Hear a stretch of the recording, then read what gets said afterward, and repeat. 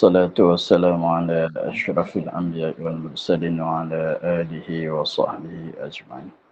سبحانك لا علم لنا إلا ما علمتنا إنك أنت العليم الحكيم. وتب علينا إنك أنت التواب الرحيم. رب زدنا علما نافعا وفهما مستقيما وهداية للصواب. لا حول ولا قوة إلا بالله العلي العظيم. لا حول ولا قوة إلا بالله العلي العظيم. اللهم ألهمنا لمن نعرف به أوامرك ونعرف به نواهيك وانصرنا الفهم النبي وإلهام الملائكة المقربين وخرجنا من الظلمات الوهم وافتح علينا أبواب رحمتك وعلمنا أسرار حكمتك يا رب العالمين. رب اشرح لنا صدرنا ولساننا واحلل عقدة من لساننا ويفقهوا قولنا. قال الشيخ المصنف الله تعالى نفعنا بعلومه في الدارين.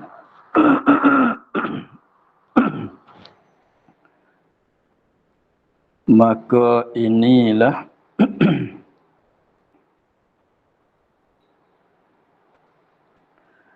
maka inilah 13 sifat serta segala lawannya dan segala dalilnya yang wajib kita ketahuikan dia atas jalan tafsil pada kaul yang rajih.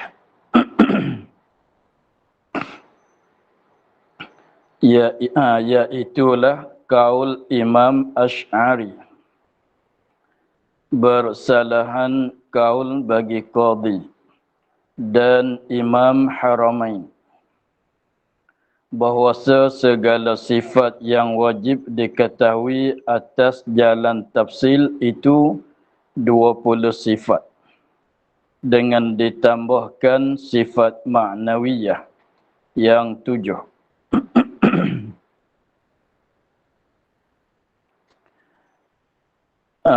Maka inilah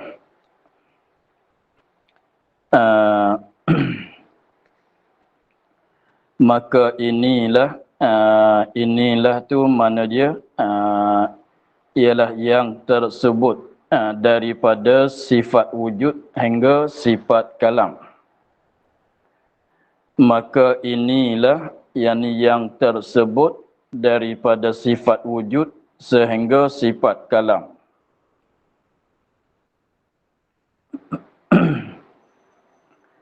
Tiga belas sifat.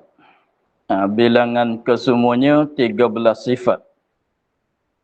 Serta segala lawannya. Serta segala lawannya lawan bagi 13 sifat. Lawan dia pun 13 juga. Dan segala dalilnya dalil bagi 13 sifat. Kesemua itu yang wajib kita ketahui.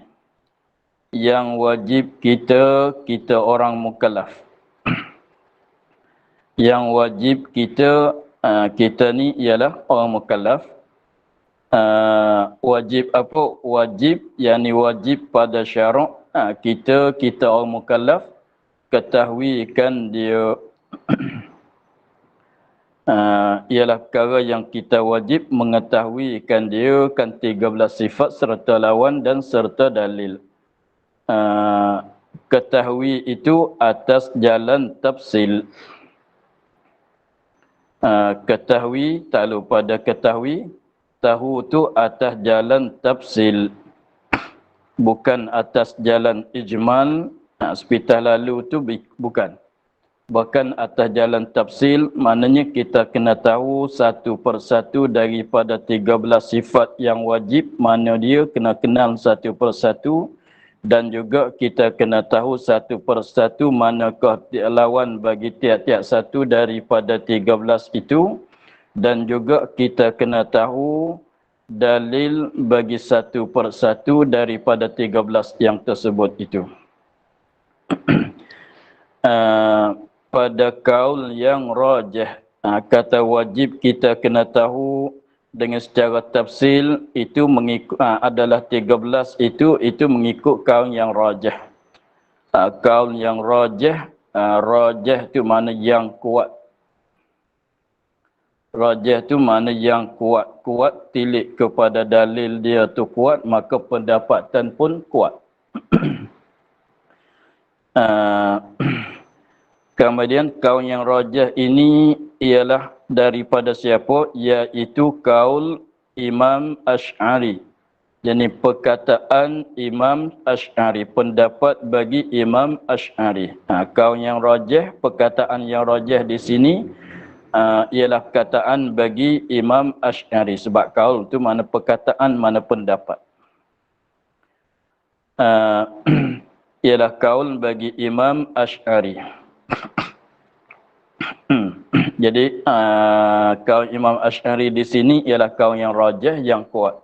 Jadi mengikut kaul yang rajih, jadi maknanya yang diwajib oleh syarak di atas kita orang mukallaf mengetahui di atas jalan tafsil satu persatu mesti ditahu 13 sifat sahaja daripada sifat-sifat yang wajib bagi Allah Ta'ala. Dan dalam bukan sekadar 13 sifat itu, lawan dia yang mustahil pun kita kenal juga. Mesti diketahuikan juga, dan dalil bagi tiap-tiap satu itu pun mesti mengetahuikan juga. Jadi maknanya yang wajib kita belajar, yang wajib kita mengetahui satu persatu serta dalil dia dan lawan dia ialah 13 ini saja. Itu kaul yang rajih, kaul yang kuat ialah kaul bagi Imam Asy'ari. Bersalahan bagi kaul qadhi, bersalahan bagi kaul qadhi, Qadhi Abu Bakar Al-Baqillani. Qadhi Abu Bakar Al-Baqillani.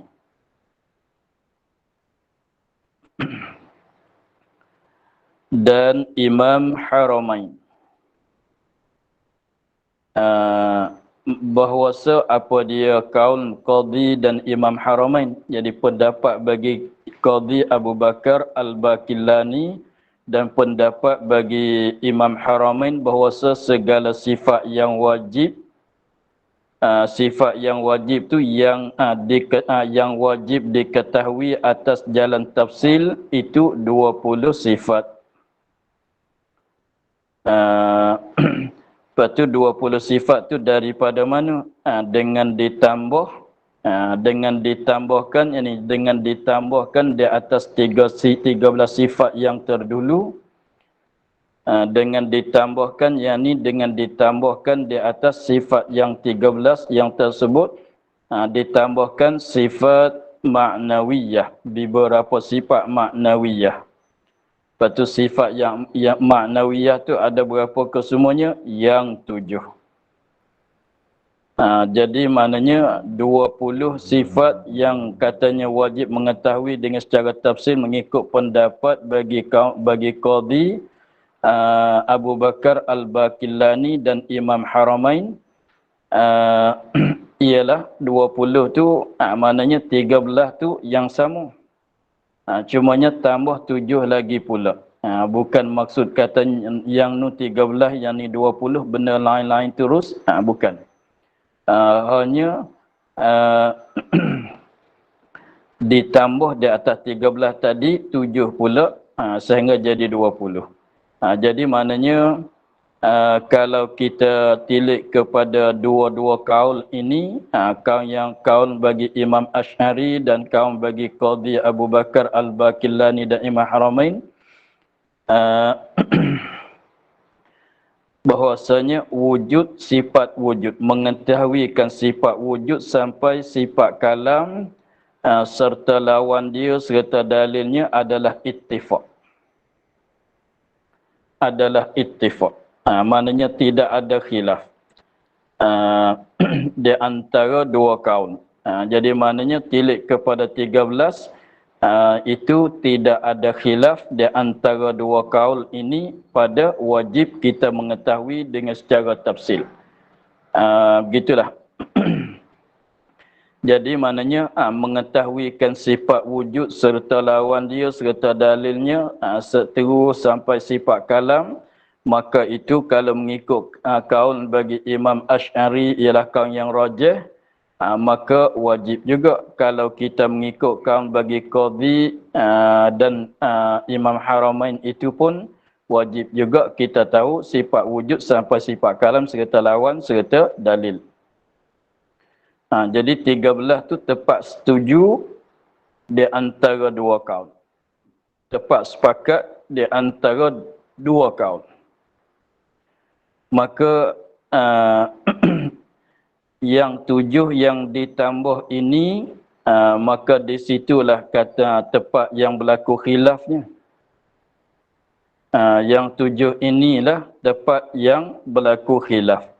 Kalau kita mengikut kaul bagi Imam Asy'ari, 7 sifat maknawiyah yang dimulai dengan kaunuhu itu, kalau kita mengikut pendapat bagi Imam Asy'ari yang mana kaul rajih tadi itu, tak wajib kita orang mukallaf mengetahui. Jadi maknanya kalau tak belajar sifat kaunuhu atau dikatakan sifat maknawiyah itu tidak berdosa. Tidak berdosa. Sehingga hanya kalau tahu sifat wujud sampai sifat kalam dah cukup. Jadi kalau kita tak belajar kaunuhu, sifat kaun yang dimulai dengan kaunuhu itu tidak berdosa. Sebab dia katanya wajib 13 saja, lebih pada tu dah tak wajib. Tetapi kalau kita mengikut pendapat bagi Qadhi dan Imam Haramain, maka kalau 13 itu kita dah tahu, maka tak cukup lagi untuk kita orang mukallaf, tak lepas daripada berdosa lagi.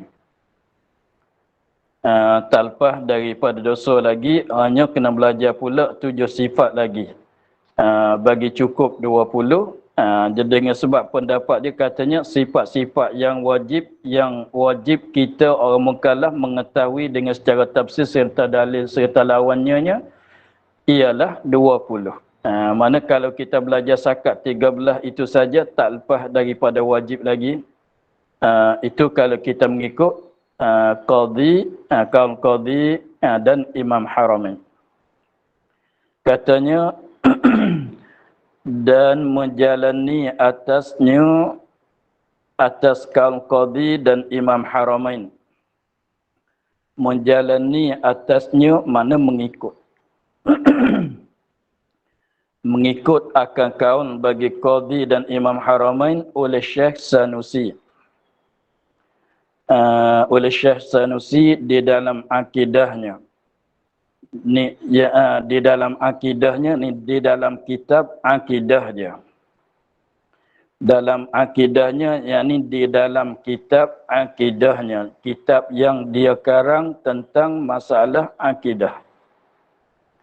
Itu maksud di dalam akidahnya ni, di dalam kitab dia yang dia karang tentang masalah akidah. Apa dia kitab dia tu? Matan Ummil Barahin. Kitab Ummil Barahin dia bilangnya 20. Dan ini kaul ialah yang masyhur sekarang. Dan ini kaul yang kata 20 wajib diketahui itu yang masyhur sekarang. Kaul yang masyhur sekarangnya begitulah. Jadi pendek katanya, kalau kita mengikut kaul yang rajih tetapi tidak masyhur, yang rajih tetapi tidak masyhur, yang mengatakan wajib di atas kita mengetahui sifat-sifat yang wajib pada akal bagi Allah Ta'ala itu 13 saja. Itu kaul yang rajih, yang kuat nisbah dalilnya, tetapi tidak masyhur. Sebab dia rajih tak mesti masyhur. Adapun mengikut kaul yang kedua yang kata wajib kita kena belajar, kena mengetahui 20 sifat itu, kalau tanya rajih ke tidak, kurang rajih, tetapi ada masyhur pada dia. Jadi maknanya tiap-tiap dua kaul itu ada kelebihan. Ada kelebihan masing-masing dengan sebab kaul yang pertama tu rajih walaupun tidak masyhur. Adapun kaul yang kedua masyhur walaupun tidak rajih. Itulah.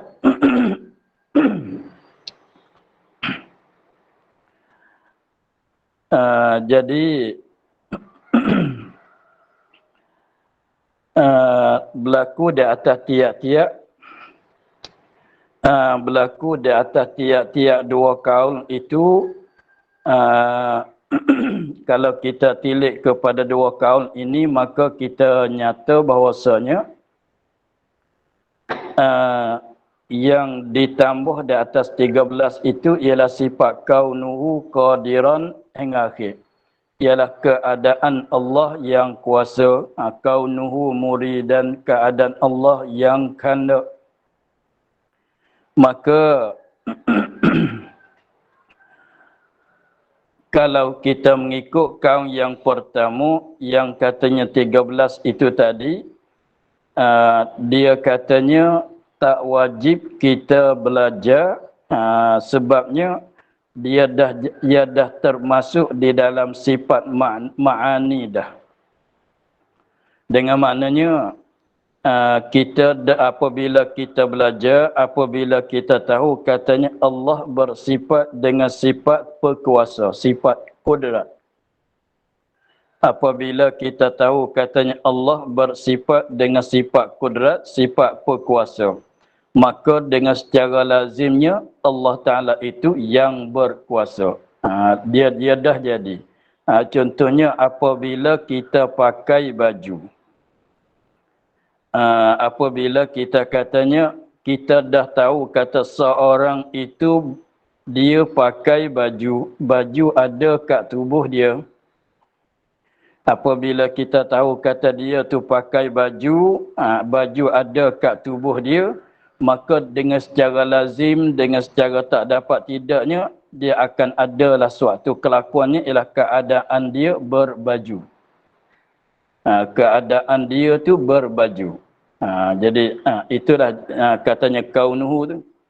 Jadi maknanya dengan secara lazim. Jadi maknanya kalau kita tak sebut katanya kaunuhu, kalau kita tak sebut kata di keadaan dia berbaju pun boleh kita faham dah dengan secara lazim daripada katanya orang itu pakai baju. Orang itu pakai baju, ada baju kat tubuh dia, mestilah keadaan dia tu berbaju. Kalau kita dengar cerita kata orang itu dia pakai kufiyah. Kufiyah ada kat kepala dia. Maka tak payah kita ceritalah katanya keadaan dia berkufiyah. Sebab memanglah kalau ada kufiyah kat kepala, maka jadilah keadaan dia tu berkufiyah. Jadi tak payah kita sebut asingkan. Di dalam makna katanya Allah bersifat dengan sifat perkuasa, sifat kudrat. Sifat kudrat ada pada zat Allah Ta'ala. Sifat kudrat ada pada zat Allah Ta'ala. Allah bersifat dengan sifat kudrat. Maka apabila kata Allah bersifat dengan sifat kudrat, mestilah keadaan Allah Ta'ala itu yang berkudrat. Jadilah kaunuhu qadiran. Lalu tu, begitu juga kalau kita katanya Allah bersifat dengan sifat ilmu. Ada sifat ilmu pada zat Allah Ta'ala. Maka dengan secara lazimnya mestilah Allah itu keadaannya keadaan yang mengetahui. Kaunuhu aliman datanglah dengan secara lazim. Jadi maknanya dalam bilangan kita 13 daripada sifat Allah bersifat dengan kudrat, Allah bersifat dengan iradat, Allah bersifat dengan ilmu hingga seterusnya sampai kepada sifat kalam itu dah masuk di dalam itunya sifat-sifat kaunuhu kesemuanya. Sebab apabila kita tahu kata Allah itu bersifat dengan sifat kalam, sifat kalam tu ada pada zat Allah Ta'ala, memanglah sama sekali, tentu sama sekali Allah itu keadaan Allah yang berkata-kata. Jadi dengan secara lazim dengan secara lazimnya daripada kata Allah bersifat dengan kalamnya ialah kaunuhu mutakalliman. Jadi maka kaul yang pertama dia tilik kepada bahawasanya apabila Allah Ta'ala bersifat dengan sifat kudrat. Sifat kudrat ada pada zat Allah Ta'ala. Tak payah sebutlah kaunuhu qadiran tu sebab terkandung di dalam itu dah. Terkandung di dalam katanya kita tahu apabila Allah bersifat dengan kudrat. Mestilah kena ada kaunuhu qadiran. Seperti kata tadi, apabila orang itu pakai baju, apabila ada baju kat tubuh dia, kita tanya, kita katanya seorang itu dia datang ke masjid, dia pakai baju jubah datang ke masjid. Kita katanya dia datang ke masjid, dia pakai baju jubah. Apabila kita dengar cerita kata dia, orang tu pakai baju jubah, ada baju jubah kat tubuh dia, kita dah faham katanya keadaan dia berbaju jubah. Jadi masalah keadaan kaunuhu tu ia lazim daripada kita i'tiqad kata ada sifat ma'ani pada zat Allah Ta'ala. Memanglah Allah bersifat dengan sifat kudrat. Itu satu perkara. Kaunuhu qadiran itu satu perkara. Seperti pakai baju tu satu benda. Keadaan seorang itu berbaju satu perkara yang lain pula. Benda lain-lain cumanya kita boleh faham kata dia keadaan dia berbaju tu boleh faham daripada dengar cerita kata dia ada pakai baju. Sebab itu sebab sifat kudrat adalah malzum, kaunuhu qadiran adalah lazim. Maka memang lazim dengan malzum adalah suatu benda yang lain-lain. Cumanya boleh kita faham. Contohnya lazim dengan malzum dia benda lain-lain, tapi kalau tak cerita kita, kalau tak sebut lazim kita boleh faham juga. Contohnya kalau kita dengar ini nak cerita pasal lazim malzum. Kalau kita dengar orang tu dia bercakap, pagi tadi saya makan nasi banyak. Tiga kali tambah. Pagi tadi saya makan nasi banyak. Itu yang kita dengar. Tetapi lazim dia apa dia? Apabila makan nasi banyak, mesti kenyang. Mesti kenyang. Maka kenyang itu adalah lazim daripada makan banyak. Kenyang itu jadi kenyang tu lazim daripada makan banyak. Jadi makan banyak dengan kenyang tu benda lain-lain, perkara lain-lain. Sebab makan banyak tu maknanya ambil makanan masuk dalam mulut, dalam perut tu banyak. Makanan yang diisi masuk ke dalam badan tu banyak. Itu mana kata makan banyak. Adapun kenyang tu ialah satu perasaan yang lawannya lapar. Jadi mana makan banyak dengan lapar, dengan kenyang itu perkara lain-lain. Tetapi kenyang tu lazim daripada makan banyak. Maka apabila orang cerita katanya saya makan nasi banyak pagi tadi, kalau dia tak cerita kata dia kenyang, kita boleh faham tak? Kita boleh tahu tak kata dia kenyang sekarang? Kita boleh tahu sebab tu orang tanya, mari makan nasi sekali sama. Dia kata saya dah makan banyak tadi. Maknanya dia nak cerita kata dia kenyang. Begitu. Jadi maknanya benda lazim ni dia tidak apa tak mesti sebut, kita boleh faham daripada malzum dia. Begitu. Begitulah. Jadi maknanya mengikut kaum yang pertama yang kata 13 itu, jadi apabila kita katanya kita dah tahu dah i'tiqad katanya Allah Taala bersifat dengan kudrat, ada sifat kudrat pada zat dia, maka dengan secara lazimnya memang sama sekali, tentu sama sekali kaunuhu qadiran, keadaan yang kuasa tu mestilah juga. Jadi kaunuhu qadiran termasuk di dalam bahasan sifat kudrat. kaunuhu muridan termasuk dalam bahasan sifat iradat. Jadi tak payah kita tahu asing pula lah. Sebab benda ni tak termasuk dalam itu. Sebab tu sebab dia tak boleh jadi tu bersifat dengan sifat qudrat tapi tidak kaunuhu qadiran. Dia tak boleh jadi. Tak boleh jadi ada baju kat tubuh. Dia pakai baju, ada baju kat badan dia tapi tak ada keadaan berbaju tu tidak jadi. Bukan dia begitu. Begitulah. Sebab tu jadi maknanya kau yang pertama katanya belajar tahu sakat 13 ni dah cukup. Sebab kaunuhu qadiran, kaunuhu muridan hingga akhirnya dah masuk dalam tu dah. Kemudian kaun yang kedua dia tilik ke mana? Walaupun kaunuhu qadiran lazim daripada kudrat dah. Tapi dia tilik kepada bahawasanya dalam bahasan i'tiqad ini benda yang sangat penting, benda yang sangat bahaya kalau jahil. Benda yang sangat penting, benda yang sangat bahaya, jahil dengan bab akidah ni benda sangat bahaya. Sebab membawa kepada tidak sah iman dia. Maka tilik kepada bahawasanya bersifat sifat kudrat tu lain, kaunuhu qadiran tu lain pula. Lalu tu dia tilik kepada bahawasanya walaupun kaunuhu qadiran tu lazim daripada kata Allah bersifat dengan sifat kudrat sekalipun, tetapi bahaya dalam bab akidah ni, jahil dengan bab akidah ni bahaya sangat sebab membawa kepada rusak keimanan seorang. Imam dia tidak sah. Lalu tu berhajat kepada jelas. Nak bagi jelas kena sebut pula, kena tahu pula satu lagi. Tengok, kalau kita cakap dengan orang yang berakal, dengan sama-sama kita orang tua ni, kalau kata saya dah makan banyak tadi, kita tak payah cerita dah katanya saya sekarang dah kenyang. Tetapi kalau kita bercakap dengan kanak-kanak, dia tak nak faham lazim malzum dia, dia katanya, makanlah, ayah dah makan banyak tadi. Lepas tu ayah tu kena cerita lagi, ayah dah kenyang, kena sebut lagi.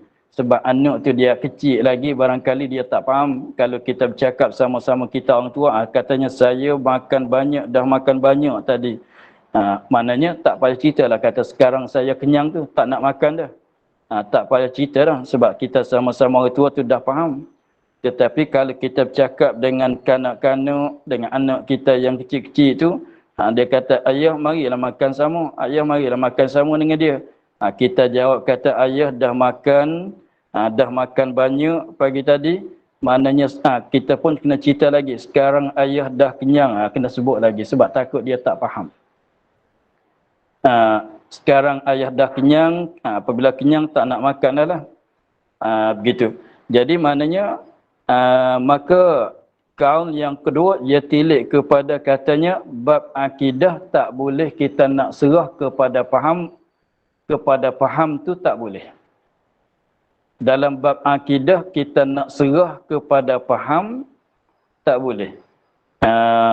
Sebab kaunuhu qadiran, dia faham daripada bersifat dengan sifat kudrat itulah, sebab dengan secara lazim.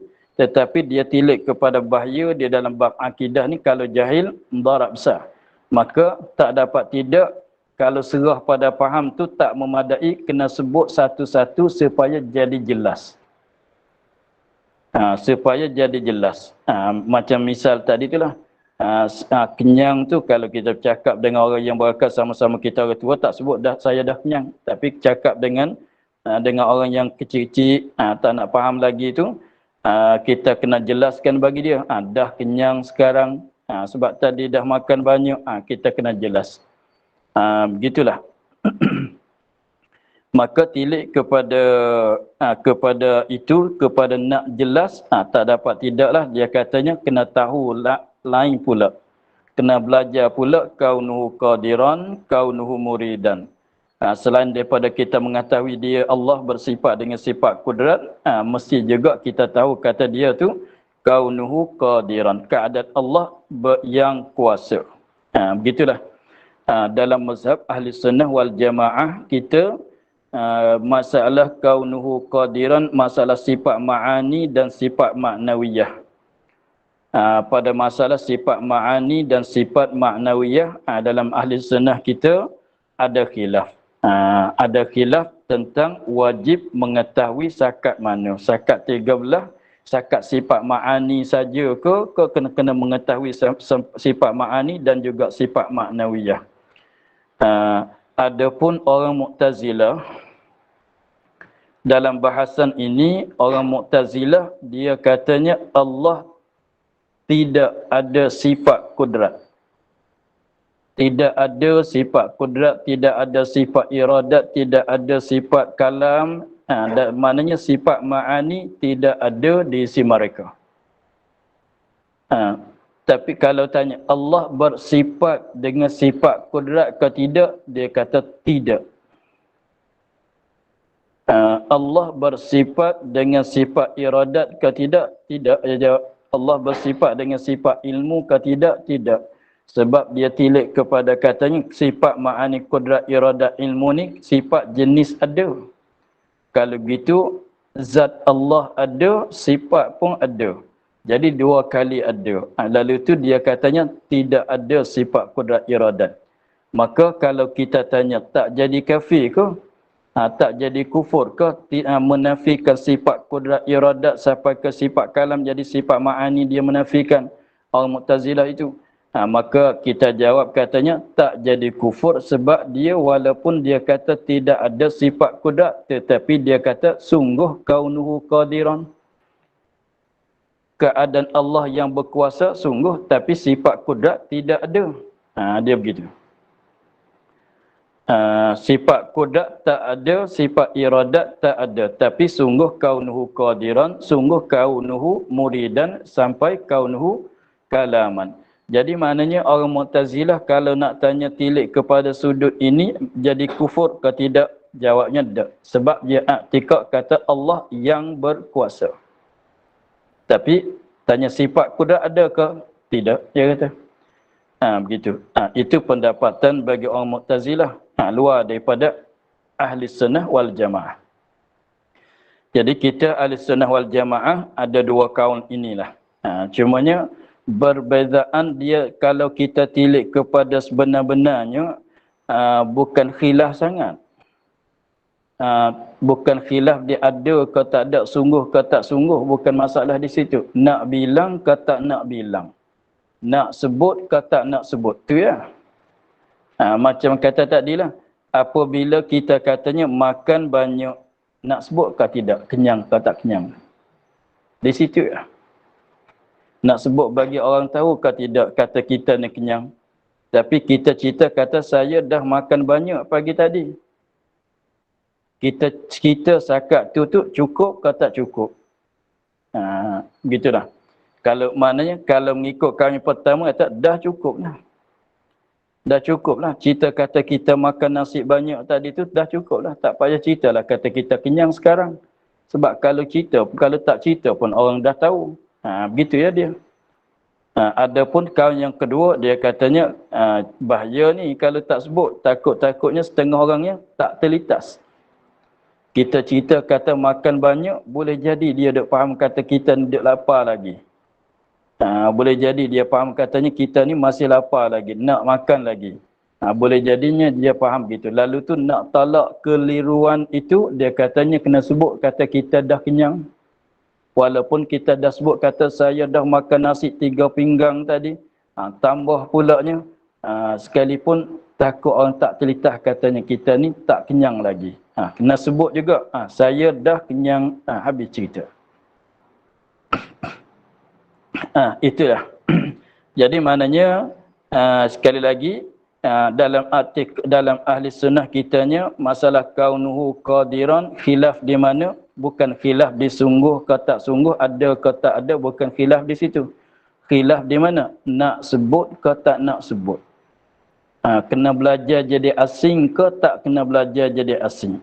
Jadi kami pertama kata mada dengan kata bersifat dengan sifat kudrat. Dah cukup. Sebab kalau bersifat dengan sifat kudrat, mestilah kaunuhu qadiran tu. Lazimnya. Tapi kau yang kedua katanya, kalau tak sebut bagi jelas-jelas ni orang awam takut tak nak faham. Kalau gitu jelaskan, apabila jelas tambahkanlah kaunuhu qadiran, jadi 7 pula di atas 13. Maka bilangannya 20. 20 yang wajib kita mengetahui. Itulah. Jadi maknanya nak jelas kata nak jelas. Perkara tu dah ada. Jadi kita walaupun kalau kita mengikut kaum yang pertama yang kata 13, kita belajar yang wajib kita belajar satu-satu tu ialah qudrat iradat. Tapi dengan secara lazimnya kalau zat mana berada sifat kudrat, mesti dialah keadaan dia tu yang berkuasa. Contohnya kita sekarang, tengok kita ni, kalau kita tengok di air laut. Air laut itu kita cerita katanya air laut itu masin. Ada rasaan masin di air laut. Ada rasaan masin di air laut. Orang faham tak kata keadaan air laut itu yang masin? Orang faham? Orang faham? Tapi yang kita ceritanya apa dia? Ada rasaan masin di air laut. Kita cerita sakat tu saja. Tapi memanglah orang yang berakal dia tahu kalau begitu ke air laut keadaannya yang masin. Begitulah. Itu masalah lazim malzum. Maka di situlah nak menjelas kata nak jelas. Maka tilik kepada kaum yang kedua tu jelas, tidak ada keliru sama sekali. Kudrat belajar pula, dah belajar pula kaunuhu qadiran, jelaslah. Maka dengan sebab jelas dianya jadi masyhur. Jadi masyhur. Apa maksud dengan kata masyhur? Masyhur ini maknanya banyak orang sebut. Banyak orang sebut-sebut. Jadi terkenal di sisi orang ramai, banyak orang sebut-sebut, maka itu jadi masyhur. Begitulah sebab tu jadi sekarang tu kita cakap belajar sifat 20. Belajar sifat 20. Begitulah. Jadi lagi pulanya satu perkara kita kena ingat kata 13 baik, 20 baik yang wajib kita ketahui dengan sejalan tafsil. Yang wajib kita belajar, wajib kita mengetahui, wajib kita belajar sehingga kita dapat tahu, dapat mengetahui dengan secara tafsil. Yang itu yang 13, yang 20 tu bukan nak cerita kata sifat Allah ada 13, ada 20, bukan banyak tu.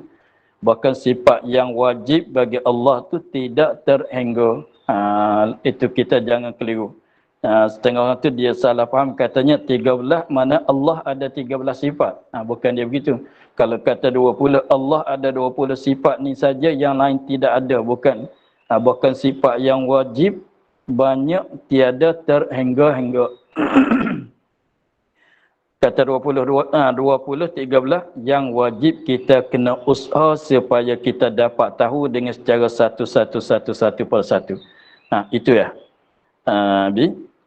Kemudian satu perkara lagi nak bagi perhatian tentang dia kata bersalahan bagi kaul qadhi.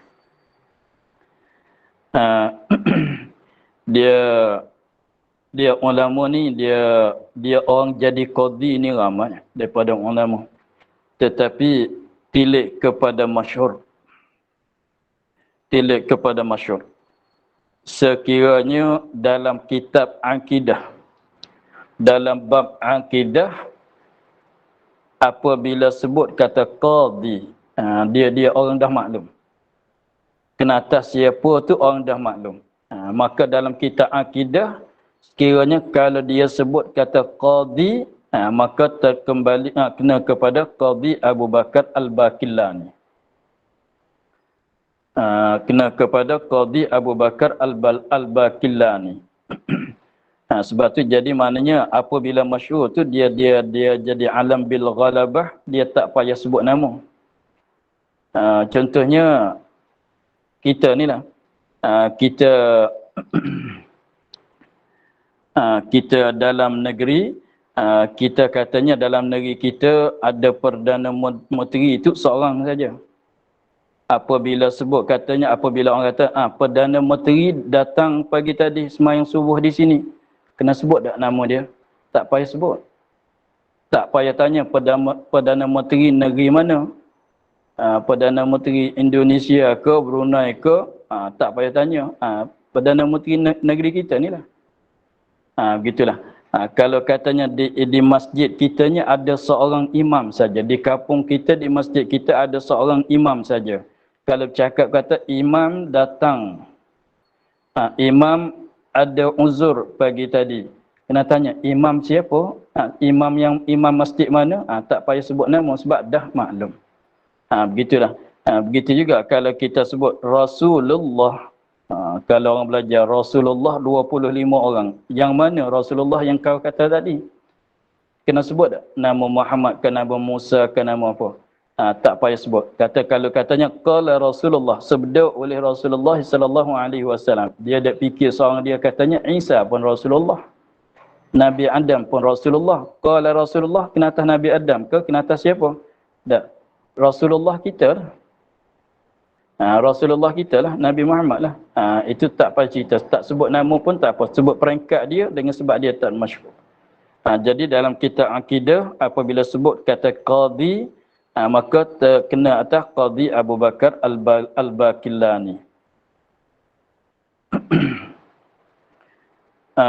Kalau kita rajak kembali kepada kitab fiqh Syafi'i pula. Lain pula.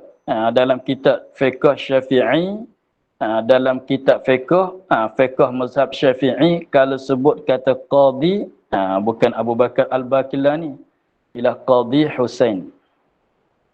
Qadi Husain. Kalau kita belajar contohnya kitab Buriyah, kalau kitab fiqh yang tinggi-tinggi sikit, dia akan ada sebutlah setengah-setengah masalah tu.